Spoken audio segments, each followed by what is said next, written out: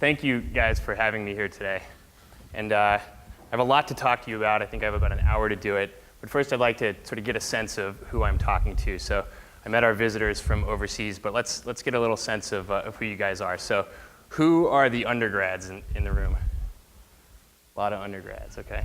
And engineering students? Are there any MBAs? Okay, cool. And how about evening weekend students, just to get a sense? None, wow, right on. Isn't it evening right now? Sorry. So, and how about entrepreneurs? How many people have started a company? Right on. And how about are starting a company and are in the process? How about think that within the next few months you're going to decide to start a company? Good, good. So it's a good crowd for me to be talking to, and as you can see by the title on this slide, I'm here to tell you that though you're probably wrong about what your idea is, that's okay, because you'll probably succeed anyway. And the way that I'm going to describe how that could possibly be true is through my own experience over the past year and a half in trying to discover my way, along with the great team that I work with, to a successful business.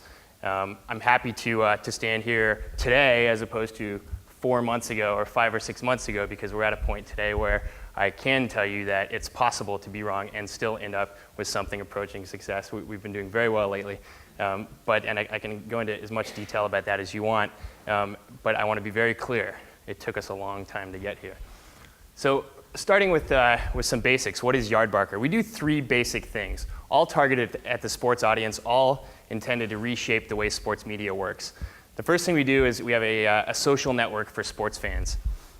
It's a place where, as a sports fan, you can come to our site, interact with other fans of the same teams that you follow, the players that you like, the sports that you follow. A lot of it sort of comes together around content. We think that talking about sports is a fantastic way to build community within the sports world. Think about sports talk radio.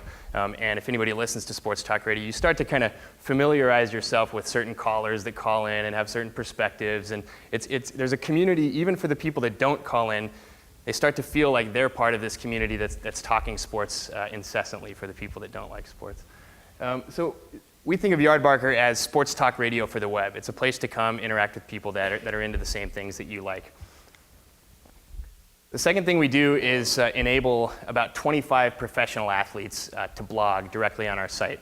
Blogging means that they come to the site, log in with the username and password that we give them, and produce original content. A lot of times it's a diary on the web. Sometimes it's game projections or summaries of the games that they just played.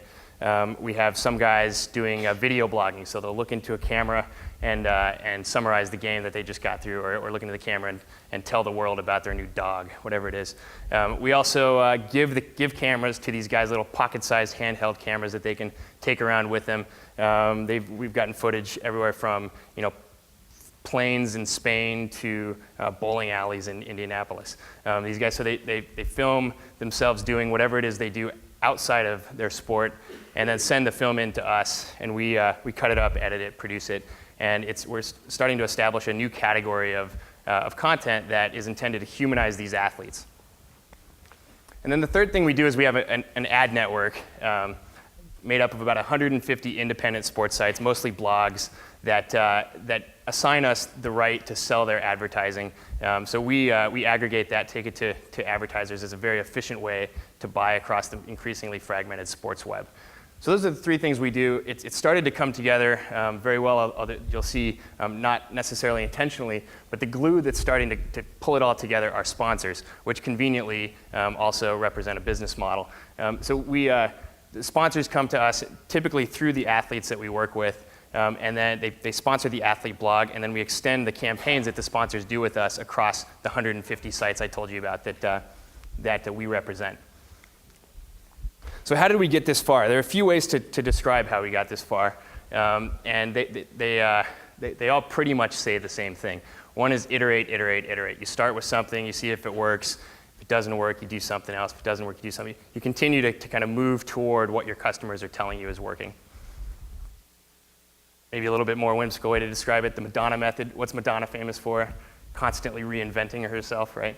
So as a company, you should, another way to think about this is that you constantly reinvent yourself based on what the market is telling you. A more positive way to describe it is maybe invest in what's working. So, and this I think ties in with a fundraising strategy as well. Raise as little as possible to prove as much as possible. Invest in the things that you're actually getting traction with. And then a more techie way to describe it is, you guys are probably familiar with this: release early, release often. Get something out there, see what the marketplace says, and then continue to build on what's working. But for the purpose of this presentation, I decided to structure the entire presentation actually through a slightly different way to describe what all those four phrases are saying, which is, here's what we tried, here's what happened, and here's what we learned. And you'll see that we did that over and over and over. I've broken this presentation out into six phases of the company, although I'm sure if I had 2 hours, I could have doubled that at least. So starting with this, entrepreneurs. I saw that about maybe a third of the people in this room are entrepreneurs. A lot of you are getting ready to start a company. I want to focus on you guys first, the ones that know you have an idea that you think is going to revolutionize the world. You know that if you just had the right team and the right capital, the right investors behind you, the right time to focus on building something out, you know that you would take over a large marketplace, or if it wasn't large, it wouldn't be worth your time. You know your idea is brilliant. I'm here to tell you that you're wrong. Your idea is probably not going to work. The point here is that companies change. Very few companies that are successful end up doing what they started out to do. And unless somebody in here is a genius, I might be wrong about what I just said. I am an entrepreneur. But unless somebody in here is like the next Jeff Bezos, who knew exactly what he wanted to do. He wanted to bring all shopping online, and he went out and did it, right? But that guy is sort of a diamond in the rough. There aren't that many entrepreneurs that are able to do that. In fact, some of the best entrepreneurs fall into this category that I'm describing, the wrong category. Larry and Sergey, what company did they start, right? When Larry and Sergey started out, you know what their business model was. It wasn't AdSense, and it had nothing to do with advertising at all. Larry and Sergey wanted to find portals that would license the technology that they created at Stanford. They figured that there was a big enough market to support the project that they'd kicked off, they'd incubated at the Stanford Engineering School, that if they just found a few companies to license it from them, they'd have a decent little business. So they went into one portal CEO, and they showed off this great new search technology, Backrub, that they'd created at Stanford. And it showed how the search results were better. And the response they got from the CEO of this portal company was, we're not interested. As long as our search results are 80% as good as what our competitors are producing, that's fine with us. Our customers don't really care about search. Thanks, but you should probably look for another business. And they heard this enough times. Of course, you can tell me that they eventually found a licensee in Yahoo, which they did, and other licensees kind of built up a little bit of a business here. But the point is, they were hearing from their customers, the people that they thought were their customers, that this wasn't the market that they should be in. Max Levchin, who knows who he is? Max was one of the founders, one or two guys, of a company called PayPal. And PayPal, who knows what PayPal, do you know what PayPal originally did when they started the company? Yeah, remember what it did?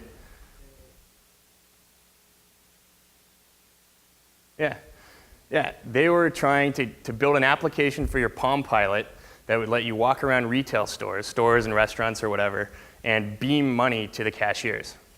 They were a beaming company. In fact, I remember their first website. It had Scotty from Star Trek as the spokesperson for the company. The company wasn't called PayPal. It was like Confinity or something, right? Yeah. But Scotty was there saying, in the future, we'll all be beaming money to each other. Of course, they were wrong. Who knows, maybe in the future we will be beaming money to each other, but that wasn't a basis for a company, at least at that time. And of course, eBay pops up, everybody's using the email version of their technology to send each other money, and they discover that they've got a great market there. But they were wrong. Sean Fanning, who knows who he was, or is? The Napster guy, right? So I'm not gonna pick on Sean Fanning about Napster. I think Napster is awesome, and he was right about Napster. It was everyone else in the world that was wrong. But after Napster, Sean decided that he wanted to start, ironically, a company that was designed to legitimize peer-to-peer file sharing. and his customer, it's called Snowcap, and his customers were going to be the record labels who were having a really hard time trying to figure out how to make some money in this brave new world where everyone was swapping and ripping and sharing files with each other. It turned out that it didn't work. Snowcap wasn't going to be a successful business by selling licenses to their technology to record labels. A lot of different reasons, including the fact that you can't really control peer-to-peer file sharing, but also the record labels weren't willing to pay. They had their own projects going on. And so Sean and his company, at this time there were a lot of other people involved in the company, but Sean and Snowcap shifted focus, started selling or started marketing themselves as a distributed competitor to iTunes. The latest news, I think, is that they've laid off a bunch of people. That looks like it's probably not going to work.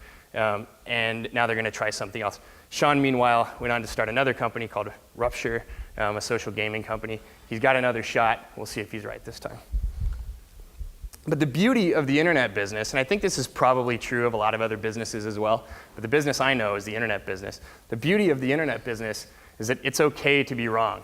Larry and Sergey obviously did pretty well for themselves. Sean, we'll see what goes on with that. Max, and the rest of the PayPal crew, I think, own half of the Silicon Valley at this point. They're doing just fine, despite the fact that from the beginning they were wrong about what they thought was going to work. So now on to YARDBARKER, and how does this apply to YARDBARKER? I want to walk you through a few phases of what we've done, and sort of point out places where we noticed that we were wrong. And then describe how we learned and how we eventually got ourselves to a place that we felt was right. When we first started YARDBARKER, when we were still actually here at Haas, two of us, my partner Jack and I, along with two other guys, were looking for a great thing to do in sports. We kind of looked out into the digital sports landscape and noticed that, of all of the dominant sports media companies that were online, none of them really started online. None of them had the internet in their DNA. And we saw a big opportunity to create the first dominant sports media company that had its foundation in the internet. That's a big concept, right? And so what exactly do you do? I mean, we weren't wrong about that, I don't think. I think there really was that opportunity. But we tried to figure out, what's the thing that we get out there with? What's the thing that we launch with? And so we looked around, we saw an explosion in the blogosphere. Just like sports talk radio, it looked like blogs were a great format for sports fans to use to express their opinion, publish their analysis, interact with each other, form a community. And then we also noticed Digg, Digg.com, which had kind of sprung up at the time as this great aggregator of disparate content that was showing up all around the web, and that a community could use to boost the best content from around the web and bring it to the attention of the rest of the world. So the first concept that we launched with, we launched publicly in August of 2006, so not that long ago, was Digg for Sports. We thought, on the one hand, we've got hundreds, if not thousands, of bloggers who are sort of screaming alone, who are desperate for an audience, somebody to listen to them and interact with them and tell them that they're right or that they're wrong. And on the other hand, you've got 70 million Americans who get their sports content online, who prefer to get their sports content online, but who are getting it from ESPN, Fox Sports, Yahoo Sports, all the traditional mainstream sports outlets that when you compared them to the content that was showing up in the blogs, just it was different. It's not that it was better, it's not that it was worse, but we felt like if the content from blogs had an opportunity to be presented in a similar fashion to how ESPN was presenting this professional mainstream content, there may be an opportunity to convince some people that the content on the blogs was better. So here's what happened. Nothing. We launched the thing. We targeted a bunch of people who we thought would like it. We spent a lot of time designing something that we felt like would appeal to the core users that we felt were absolutely critical to get onto the site immediately, the bloggers themselves. And to be fair, a few hundred bloggers showed up and started using the site to post links to their own articles, to drive users to their own sites, and also to interact with each other a little bit. What we'd essentially built was a message board for sports bloggers. So there was a lot of sort of cross-pollination. Basically, other bloggers were visiting other bloggers' sites maybe a little bit more frequently because of us, but certainly we hadn't changed the world. So what we learned from that was, for one thing, links to other content, especially when published by the guy that wrote the original content, isn't enough to get the 70 million sports fans that I'm telling you about to make a decision to switch the website that they prefer to get their sports content from. There just wasn't enough there. Partly there wasn't enough content there because there weren't enough users submitting content, but also we learned through surveying these guys and talking to them that there needed to be more on the site in order to get them to think about coming to the site on a frequent basis, and especially to get them to think about coming to our site instead of going somewhere like ESPN. And so we surveyed these guys and we asked them one question. What one thing, or what could we add to yardbarker.com to make it your favorite sports site on the web? Which brings us to the next phase. And we tried a complete site redesign. And at this point, so like I said, we launched in August of 2006. We completely relaunched the site in February, March 2007. Completely relaunched it and decided, based on the results of this survey, that it's not enough to just have articles that bloggers are posting. We also need to give them the stuff of sports, like the stuff of sports content, the scores, schedules, standings, stats, bios, player photos, maybe some mainstream news on there too. Like, we need to basically if we want to compete with ESPN.com, we need to have everything that ESPN.com has and then some. And so we invested in a license from a company that provides a feed of all the content that we needed. And we published it on the site, completely relaunched the site with much more of a focus on making it look and feel like a sports site, as opposed to making it look and feel like Digg for sports. Here's what happened. Nothing. Nothing again. I mean, how frustrating, right? So we launched it in March. Now we had scores, right? Great. So the people that asked us for scores were sending us emails saying, thank you for adding scores. But what we learned was that your current users are not the same as new users. In other words, making your current users happy doesn't necessarily bring other people to the site. There are some things that you can do to spur things like word of mouth or viral activity. None of what we'd really done, none of what we'd done was focused on that, and it makes sense because it's not like when you ask a user what would make this site better, they're going to say, make it more viral. It's just not really the mode they're in when they're answering a survey, which is sort of a caution about surveys in general. But I think in our particular case, we learned that if we wanted to get new users to the site, and not just the guys who we'd basically handpicked and gone out and targeted individually, we needed to do something else. And so the question is now, we're almost a year into the project, a little over a year into the project actually. We've spent a lot of time, a lot of our own money, a lot of our friends' money, a lot of our professors' money, going through this process of trying to get something to stick in the marketplace. And we had a site that had, in March, I think, 15,000 unique users, which, if you know anything about the web, is pretty damn pitiful. And it's certainly not enough to run a business on. And so the next thing we tried was going back to the OC, original content. If users aren't going to come to our site in order to get somewhere else, we felt like it was important to try at least a strategy of producing something original that they can't get anywhere else. And so what we specifically tried was, now you guys know the end of that story. What specifically we tried is we found a professional athlete, actually a college athlete who was trying to make it into the pros, a guy named Chris Henry, who, for any NFL fans, is the second most famous Chris Henry in the NFL. Also the second most criminal Chris Henry in the NFL. They've both been suspended this year, though. So the Chris Henry that we got was a running back from the University of Arizona. He was trying to get drafted. He was visiting professional teams all throughout the spring, and was looking for a place to basically describe what a good guy he was, which is ironic given that he just got suspended for steroids. But a big issue in this draft, in this NFL draft, was character. It's like, because all these guys are getting suspended, if you're a good guy in college football and you can actually play, you've got a better chance of getting drafted and getting drafted high because the team that's drafting you feels like you're less of a risky bet.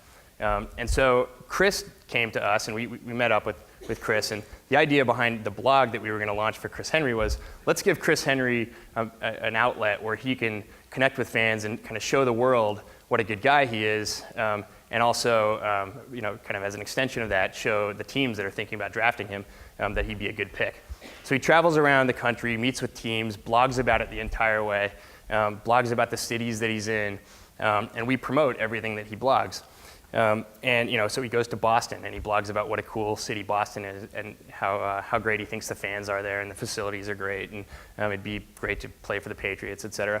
So we go out and do PR pitches to the media in Boston, Boston.com, Boston Herald, the Patriots.com, and tell them, hey, look, there's this guy over here talking about your city and your fans and your team. You should be checking this out, and you should be telling the people in Boston to come read about this guy, and by the way, you should consider drafting him.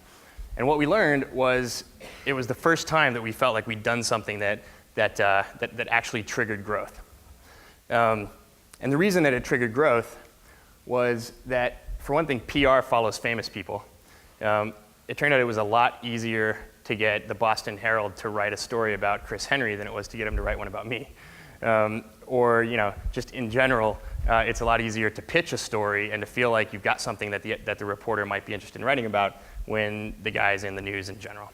The other thing we learned is that original content, unlike the other content on our site, the Digg model, gets linked to. And so we started to see our referral traffic go up, meaning that other blogs, other newspapers, other sites were linking to us, and we were bringing new users into the funnel because now we had a source. We had source content. Nobody's going to link to YARDBARKER just because they like us if they're linking someone to a page that has another link that they have to then go to get to the original article. So our referral traffic started to go up, and all of a sudden we had pipelines for user acquisition. So we said, aha, there's something here. So now the question is, now that we have some traction, and by the way, a lot of these users who are coming in to read Chris Henry's content decided to stick around, poke around, do some of the other social networking things on the site, read some of the other content. We're definitely starting to grow. But being business school, being MBAs, we started this company with full intention to, as early as possible, prove not just a model of acquiring users, but also a model for making money, for monetizing the users. And so we felt it was important as early as possible to start testing out a revenue model. And so if you look back at our business plan, the original plan said, of course, get really big, get a bunch of eyeballs to the site, and then go out and sell ads, because it's easy to do that once you have a lot of people. Once you have a lot of people hanging out on your site. And plus, advertisers are always looking for more places to advertise. And so what we tried was basically calling advertisers. We reached out to, mostly through personal connections that we had, we reached out to a handful of advertising agencies that represented the types of brands that we felt would be interested in advertising on a site like ours. And there were probably 5 or 6 agencies that we called. Partly selling, for sure, but also partly just listening to hear what they had to say and whether YARDBARKER was really a place that was as compelling as we thought it was. And what we heard was, sorry, we're not interested. Thanks for trying, let's stay in touch. If you get bigger, maybe we can talk. If you change your content model, maybe you can talk. And so what that meant to us was, for one thing, we were too small still. But for another thing, advertisers are looking right now for 2 basic things. One is they're looking to get as close as possible to a purchase decision. In other words, if you have a site that talks about purses, you're going to have a really easy time selling an ad to a purse manufacturer. If you have a site that talks about traveling to Greece, it's going to be very easy for you to get advertisers who are trying to pitch people on group packages or flights to go to Greece. But when you have a site that talks about sports, like, what do you want to buy when you're reading about sports? There's a couple. Tickets maybe. All right, merchandise, and maybe if you're reading an article. But if you're reading an article about Michael Vick, killing dogs, does that make you want to buy a Michael Vick jersey? So So there wasn't an endemic base of advertisers that we could tap into on the basis of this first point. Being able to say our content brings you, Mr. Advertiser, really close to a purchase decision that our users are thinking of making. The second point was, we'll advertise with you, but your engagement rates are really low. Our content model was based on driving people off of the site. That's basically the exact opposite of what advertisers are looking for. It's the same problem Digg's having, by the way. It's the same it's the same problem Google had before they realized, oh, we can just put ads on those other pages too through AdSense. And so it took us to our next point, which was to say, all right, we have two things going for us. We have this sort of budding original content, which isn't the easiest content to acquire. It's professional athletes we're talking about trying to get blogging on our site. And then we have this content model that our users are starting to kind of appreciate, but that's driving users off the site. And so in the next phase, we tried to turn our contributors into an advertising network. The idea being, if we're going to be sending users off the site, we should be sending them to other sites that we also sell the ads on. And it turned out that there were about 150 sites that were contributing to our site fairly frequently, and about 200 others that we had identified as big enough sites to be worth our time to try to pitch with this value proposition that they should be giving us the rights to represent their inventory. And when we started to do it, we realized that a lot of these bloggers were looking for something just like this. It turns out that the advertising options that they had available to them were paying a third to a fifth of what we were telling them that we could bring them through some of the advertising relationships that we already had. They were using Google, AdSense and Burst and Tribal Fusion, a lot of the sort of generic, non-category specific advertising networks out there. And we were offering them an opportunity to work with us to let us bring them the types of advertisers they actually wanted on their site. In other words, advertisers that wanted to connect with sports fans. So we got a lot of the bloggers into the network, and we also started to notice advertisers perking up. So through the calls that we were making now that we were able to tell them, it's not just YARDBARKER.com that's calling you with its 100,000 unique visitors a month. It's the YARDBARKER blogger network that's calling you with 1 million uniques a month or 1.5 million uniques a month. All of a sudden, we had something that was at least worth talking to us about. And what we learned from that was it's pretty simple. You don't need to own the inventory to sell the ads. And so while we were still doing everything we could to build up the traction and the traffic on YARDBARKER.com, and of course we're still doing that, we were spending just as much time building out a network of these sites that are looking for ways to connect and with bigger advertisers, and focusing on selling, going out immediately and bringing advertisers to the platform who are looking for ways to efficiently buy across this increasingly fragmented sports web. So in the last phase, I think this is the phase we're in today. We went back to the OC and tried to pull it all together. And what we tried was to focus on getting more athletes to the platform, which means more original content, which means more opportunities to bring sponsors to the platform. And the sponsors, now that we had this extended inventory across the rest of these 150 sites, would also be great pipeline fillers for that ad inventory. So we went out and started building relationships, and this is basically my life now. I'm building relationships with agents that work with athletes and pitching them on the idea that, one, your athlete should be blogging. There are all kinds of benefits to that. Increased publicity, connecting directly with your fans, taking control of your own publicity, having a forum that you can engage your fans in around your sponsors, and then also pitching them on the idea of working with us instead of just launching their own blog. And basically the pitch there is we're better at it than anybody else. We've been doing it longer. And so to this point, which is like 6 months, right? And at this point we work with, like I said, 25 high-profile athletes, including Baron Davis, Carmelo Anthony, Donovan McNabb, Ray Lewis, Greg Oden, who was the #1 pick in this year's NBA draft. Guys who people want to hear from and who it turns out are actually able to produce really compelling content that people want to come back to on a regular basis. Oh, and by the way, these are guys who are looking for something exactly like this. We found that our sweet spot has been working with the younger generation of athletes, guys who grew up on the internet and are comfortable carrying a laptop around with them when they travel, comfortable operating a little camera. Guys who are basically on the internet anyway, so they might as well be using a site like ours, which is designed to connect them with their fans. And the result of that phase was this realization that finally we've got a business, we've got something here. We've got a pipeline of sponsors coming through the relationships that we have with athletes' agents. We have an increasingly popular destination site at YARDBARKER.com where, though people are coming oftentimes to read the blogs that these athletes are writing, they're staying to interact with each other because we're giving them more ways to interact. And then we've got this network that it keeps growing and that we can extend these campaigns through. And so just to give you an idea, a typical sponsorship that we'll do is we're doing something with 2K Sports, a video game that Greg Oden is on the cover of. He's on the cover of a game, College Hoops 2K8. It's their college basketball game this year. They're really trying to sell as many games as possible leading up to Christmas.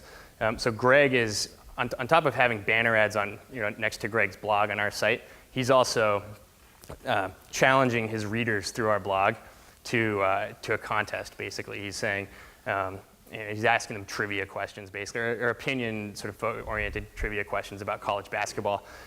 We're running a campaign across the 150 sites, a banner ad campaign that's driving people to Greg's blog to answer his questions, and then he's going to pick the winners and send them games. That's an example of the type of sort of new integrated marketing initiative that we're able to offer sponsors and work together with those 150 other sites and the rest of YARDBARKER.com to actually offer something that's compelling for an advertiser and for the athlete, because we're sharing revenue with them. Traffic is growing now. Sponsors are starting to engage and even come to us, and agents are starting to come to us. Turns out, if you haven't worked with sports agents, they kind of think in compartments. Their job is to make money for their clients, and the typical ways to make money are very well defined. If you're an agent for a superstar athlete, you get them a shoe deal, you get them an apparel deal, you get them a video game deal, maybe you get them a local used car dealership deal, and now you get them a blog deal, and we're their blog deal. They're starting to come to us and ask us for blogs, which gives us a lot more leverage in those negotiations. And what we've learned from that is that if you pull all these pieces together, despite the fact that we didn't design it this way, we discovered it. If you pull all these pieces together, there's a model here for a new type of sports media company, sponsored by advertisers, just like the media business has been for decades, pulling content from as disparate a range of sources as you can imagine, everything from a guy who's a fan of the Philadelphia Eagles to the quarterback of the Philadelphia Eagles. Becoming known for a new category of content that is all about connecting fans directly with athletes and with each other, and ultimately giving fans something that we think can compete with the ESPNs of the world. But it's not over for sure. Our focus now is on continuing to produce great content. We've started to realize that as fantastic as it is to have an athlete walk around with a video camera and then post that footage up online, it's not the most reliable source of content in the world. And so we're taking a more proactive role in working with them to gather the content and produce it and edit it and script it, which is more work, right? Something Digg certainly doesn't do. We're pretty focused right now. We're pretty obsessed, actually, with converting referrals because we're starting to get a ton of referral traffic from search engines and blogs and newspapers, and everybody who's picking up on this trend that athletes are out there blogging are linking to us, and we're getting a ton of traffic, but now the challenge is converting those people. They come for the blog, what do they stay for? And of course, scaling revenue. Now that we're at the point where not only do we need to make money to grow and to prove that we actually do have a business here, we're also locked into agreements with these athletes and with the bloggers that we work with, promising them revenue. And so we need to figure out more ways to broaden the pipeline to bring more ad revenue in. So, at the end of the day, if you take a look at what we've built, you'll still see some kernels of or some hints of the kernel that we started with, right? You can still kind of see Digg for sports. Although if you really want to see it, look now because it's not going to be there for very long. The model is definitely changing away from this sort of user-moderated homepage towards something a lot more editorial that promotes the best stuff that we create. So what happened to Digg for sports? I mean, it's gone, and I think it's gone for the better. If that had worked, if the first thing that we tried to do had worked, it would be we'd be sitting on a much smaller opportunity that we're at today. So I'm really glad, actually, that we were wrong, that Digg for sports would be something compelling. That's the show. I want to open it up for questions if anybody has any questions. Looks like there's 10 minutes or so. Can you put a timeline on your set? Like, when did you start? When did you change the lead all this stuff? How long did it take? Yeah, so we started we launched the company in January of 2006 when we were still in school. We were second-year business students. And launched the first sort of private version of the product in, I think, April. Launched the first public version in August. Completely relaunched the site in February. Brought in investors brought in our first kind of real investors in March. And started working with athletes and with bloggers in like April. Yeah. Well, when it's not working, you have to move fast. Yeah. How was the VC role in all of this development? How did they help you figure out ways to actually improve and grow the business? Well, for one thing, we don't work with VCs. Our only investors today are angel investors. But some of them just have venture capital backgrounds, and one of the guy that led the round is a VC, even though he invested as an individual. You know, he's been very helpful. He sits on our board. We go through a lot of these deliberations together with him, and he's involved. But to be honest, most of the decisions, most of the suggestions, I should say, he's helped us make the decision that yes, we should be doing this.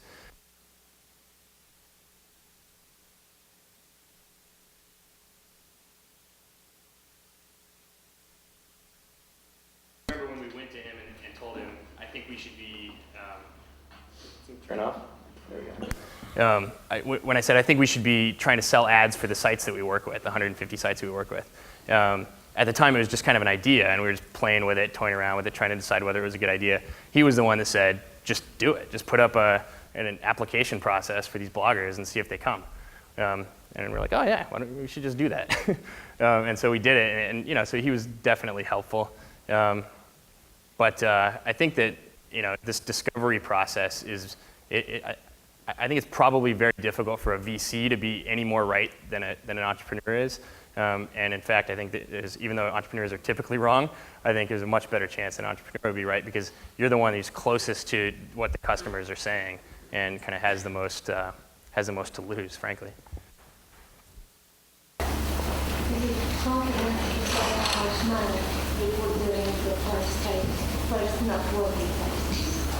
How much money we raised or how much we invest? Sure. I mean, I can tell you in broad strokes. For the first 12 months, we spent $100,000. So there were 4 of us working full-time, not paying ourselves and making and spending over the 12 months $100,000. And then in the spring of this year, we raised some real money. But it was not a venture capital round, but a big angel round. And we're still being very frugal with it, but we have a 12-person team now, so we're spending a lot more than we did when we only had $100,000 in the bank. What was the makeup of the skill set of the 4 people who originally started it? So 2 MBAs, which some people will tell you is too many. My background is in sales, business development, marketing. Oh, I forget. Hello? You're right here. Sales, business, marketing, and then my partner Jack came from like a consulting finance background. His brother Jeff was also working on the project. Jeff's background is in like video production. And then Mark, our lead engineer, was the technical founder of OFOTA, which got bought by.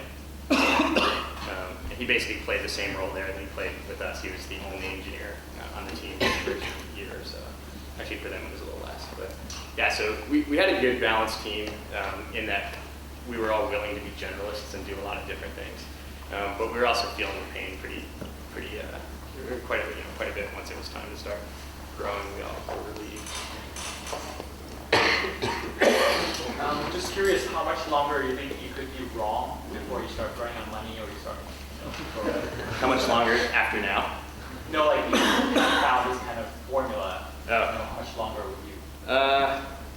We were lucky actually in that we raised the money before we proved that we weren't wrong. And so I guess we could have gone, until this money runs out, which is probably sometime in the middle of next year. Luckily, we kind of stumbled onto the working model pretty quickly after we raised the money. And so, we were able to deploy the money to actually accelerate growth as opposed to proof of concept. Do you think your model can work for another niches like pop music? And are you going to start another website which are using the same model? The answer to your first question is yes. I think it definitely can work for other categories. Right now we're pretty focused on making it work for sports, but yeah, who knows? You have a platform. Yeah. Have you got to the point where you might have received an acquisition offer from a large company? It seems like you're at that point where you're into the larger entity with someone on the possibly acquiring her. The possibility of selling the company today? Right. Is that something that's happened where a larger? It seems like you've got to that point where you're into the larger. Yeah. No. There has been interest, but so far I don't know. For the same reason we've decided not to start working with a VC. We've also decided not to really go down that path, which is that we want to keep options open as long as possible. We have the luxury of having, not needing money, and also just generally having time. So I think we're all definitely focused on building as big a company as possible. That's what motivates the team. That's what every day we're kind of pushing for. It's good to have options along the way, but none of us are thinking about selling the company. Pardon? Yeah. Mm-hmm. How did you get the people hired for your company? Which channels did you use? Contacts or ads? How did we hire people? Yeah. Let's see. All of that. It was everything. There are 12 people. We found 3, I think, of them through Craigslist, including one of my co-founders. It was great. It turned out we also had some friends in common as well. We found our designer through Craigslist, I think, and then he brought in one of the engineers. Personal Contacts brought in another 2 engineers. I don't know. They just come from everywhere. It was a combination of Personal Contacts and Craigslist. We used some headhunters actually to try to find people, but it hasn't worked out yet. Is your monetization model in experimental stage, or are you actively pursuing that now instead of growth? Like, how are you splitting your time between growth and developing? Yeah, we're splitting it. So the question was, how are we splitting our time between focusing on growth and creating more great original content and monetization? And the answer is we're pushing on both pedals. I know that might be controversial, but I think it's the only way to do it right now. I really don't believe the logic that says right when you start an internet company is to get big and then monetization will happen. I think in the same way that you have to discover your process, or discover the model for bringing users to your site, you also have to discover the model for bringing advertisers to the platform, or whatever the business model is. Like, you have to get good at it, and that takes time. And so, I have half of my time focused on content, half of my time focused on advertisers, and then I have a team working on each of those. And the reality is that at this point they can't be separated, because the content that we're getting is supported by sponsors, or else the content won't want to work with us. Like, our pitch to them is, we'll help you monetize this stuff, and so it's absolutely critical that we build a really a great advertising team. There are already some high-profile athletes that are blogging independently. So what's your pitch when you're going out and you're looking for these new athletes to deliver the content to your network? What's your pitch to get them onto the YARDBARKER network versus doing something independently or with another, sort of blog network upstart? So, are you asking about my pitch to the guys who are already blogging, or? Well, either to people who are already blogging independently, or somebody like when Greg Oden comes out, how are you able to convince him to essentially write and produce content for YARDBARKER versus doing something on his own? The first ones were a lot harder than they are now. So, Greg Oden was our first really big name. Without giving away too many secrets, we got really lucky. It was through some personal relationships that we had with his agency that brought him to the platform, and they really took a risk. In the same way that an investor would take a risk in working with us. But it's definitely become a lot easier to convince these guys that YARDBARKER is a good place for them to be doing it. Now that we have Greg Oden and Carmelo Anthony and Baron Davis and people that the athletes themselves that we're pitching respect and look up to. But the pitch is pretty simple. It's if you launch a blog in isolation, no one's going to read it. We plug you into a network of millions of fans who are starting to really like content that's being produced by these other athletes. And there was an article written about us in Sports Illustrated yesterday that said, come for Greg Oden, stay for Josh McRoberts. Have you heard of Josh McRoberts? No, right? So, but Josh will get people to read his blog because his blog's on the same site that Greg Oden's blog is on. If Josh decided to just launch a blog, on Blogger or WordPress or whatever, no one's going to go. And so most of actually the athletes that we work with have their own .coms, like CarmeloAnthony.com or whatever. And we drive traffic back and forth. We're not afraid of that.